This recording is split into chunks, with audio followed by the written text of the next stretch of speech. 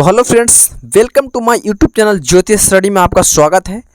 तो पिछले वीडियो में हम लोग एक्सरसाइज 8 तक पढ़ चुके थे, आज 9 पढ़ेंगे। तो यहाँ पे देखिए, आज ये अच्छी तरीके से पढ़ेंगे हम लोग। यहाँ पे देखिए, कहता है कि चार के सबसे छोटे दो अपवर्तों को लिखें। तो सबसे पहले हम लोग को समझना होगा कि ये अपवर्त होता क्या है। ठीक है, तो 4 के सबसे छोटे दो अपवर्त लिखने के लिए कहा है। तो सबसे देखिए, अपवर्त के मतलब है कि 4 के पहाड़ा, जो 4 से कट जाएगा उसी वही अपवर्त कहलाता है। यानी 4 का 4, 4 दूनी 8, 4 3 12, 4 4 16, 4 के पहाड़ा कैसे लिखते हैं। तो जितना भी 4 के पहाड़ा में आ जाएगा वो 4 का अपवर्त हो गया।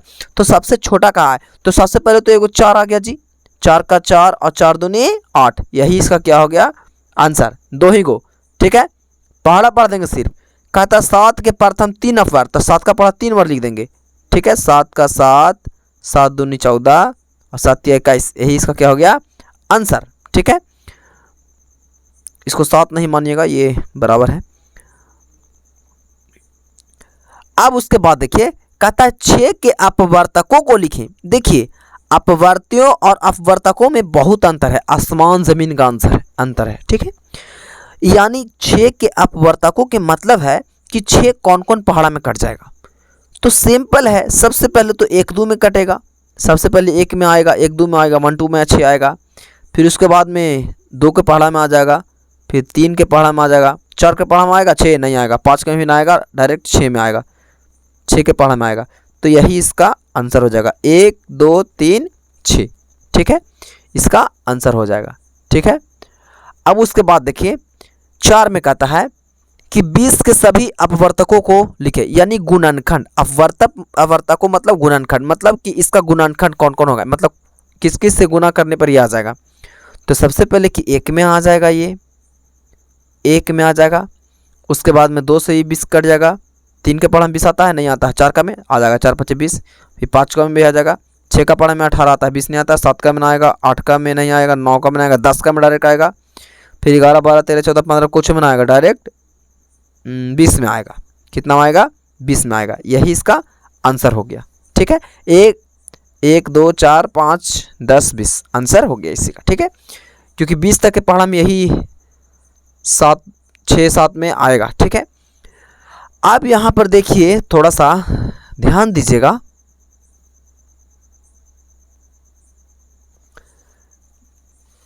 कहता है खाली स्थानों में सही संख्या को भरें।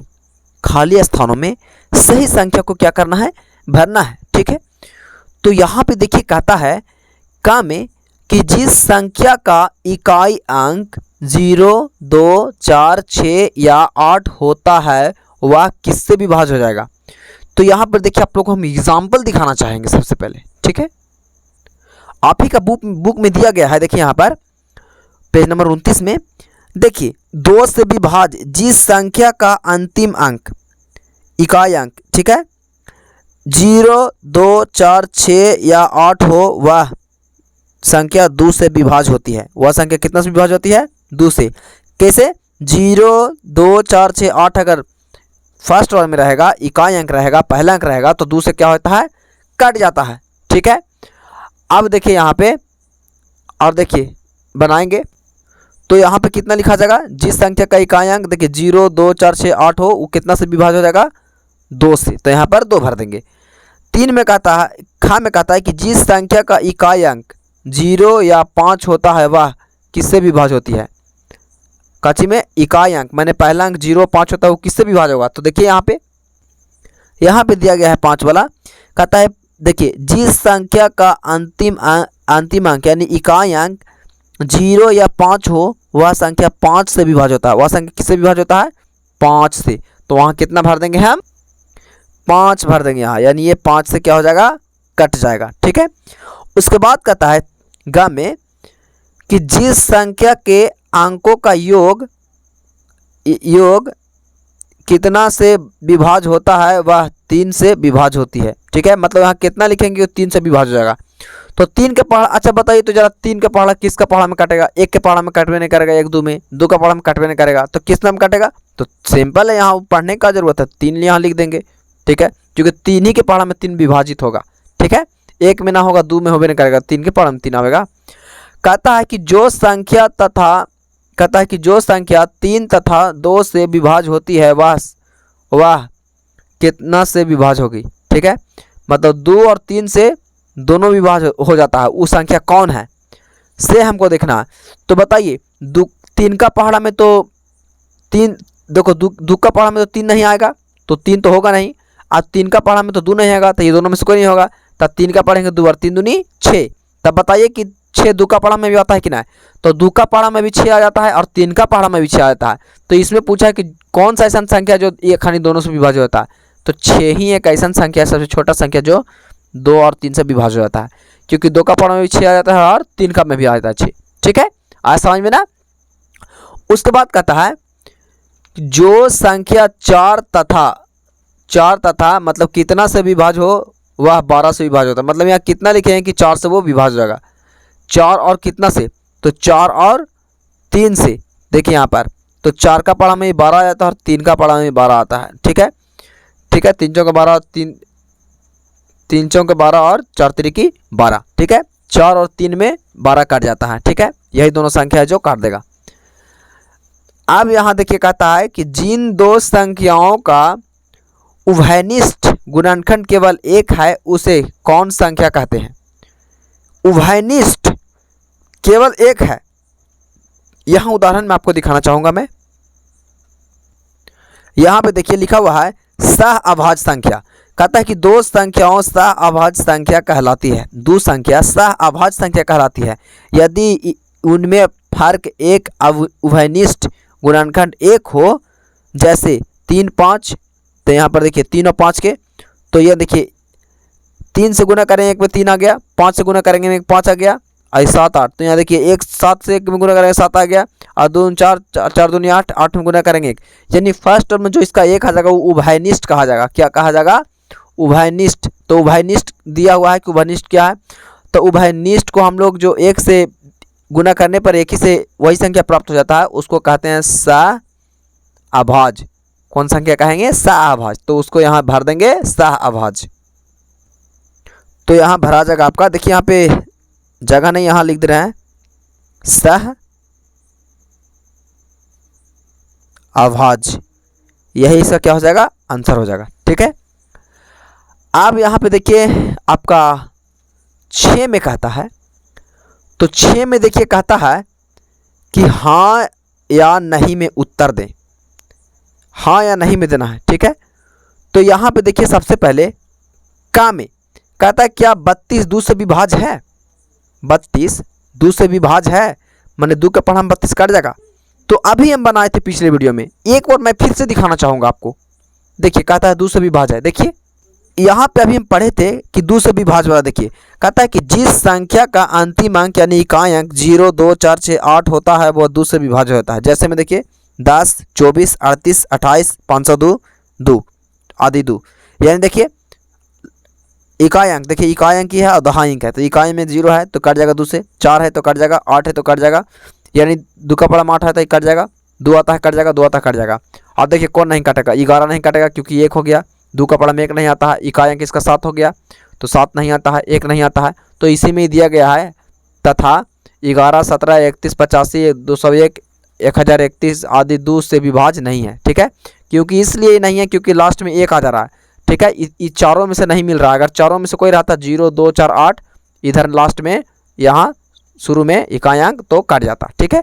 जैसे कि इसमें है इकाई अंक में 0 4 8 है ना, तो ये कट जा रहा है। तो यहाँ पे देखिए हम मिलाएंगे, यहाँ मिलाने की ज़रूरत ये है कि देखिए सबसे पहले इकाई अंक में क्या है? 2 है, तो जो 2 4 0 2 4 6 8 रहेगा तो 2 से विभाज्य होगा, तो इसको लिखेंगे हाँ। क्या लिख देना है? हाँ, ठीक है, यानी कट जाएगा।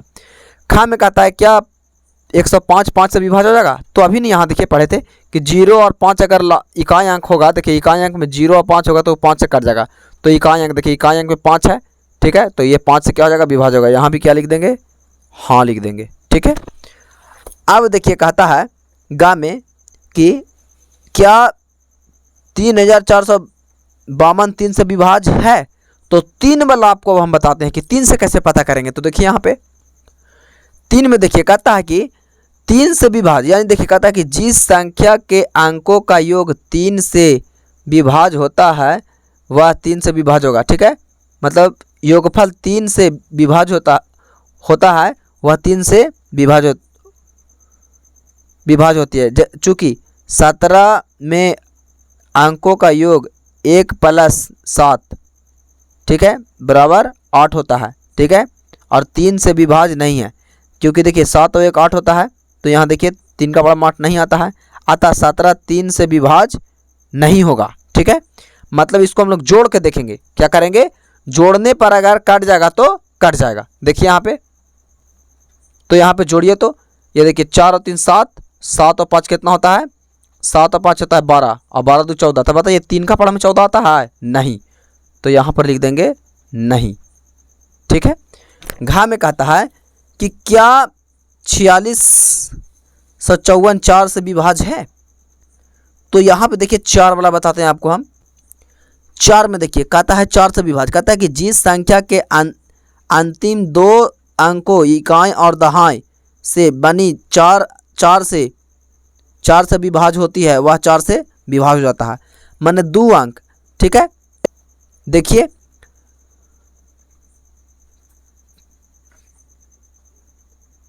2 अंक, यानी देखिए ये 2 अंक लेने के लिए कहा है, तो ये 2 अंक ले लेंगे तो ये 54 है, तो 4 का पढ़ा में 54 आता है नहीं आता है, तो यहाँ पर क्या लिख देंगे, नहीं लिख देंगे। ठीक है, कहता है क्या 86,437 9 से विभाज्य है। तो 9 वाला देखिए कहेंगे क्या प्रोसेस है 9 का।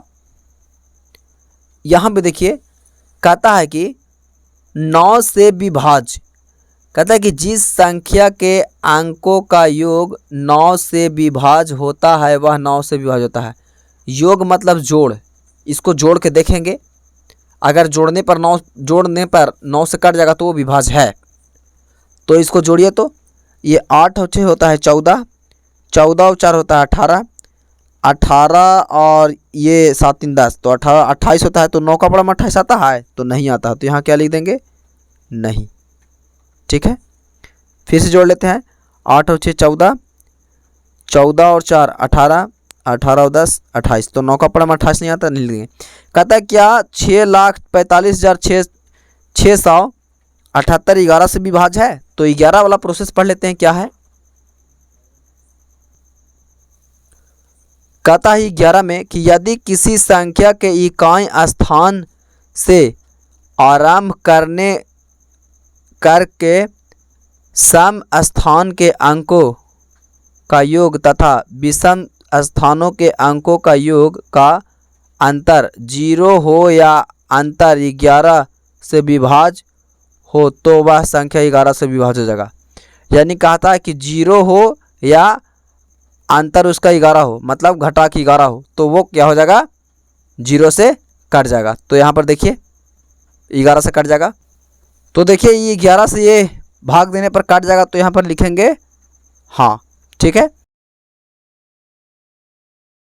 ठीक है।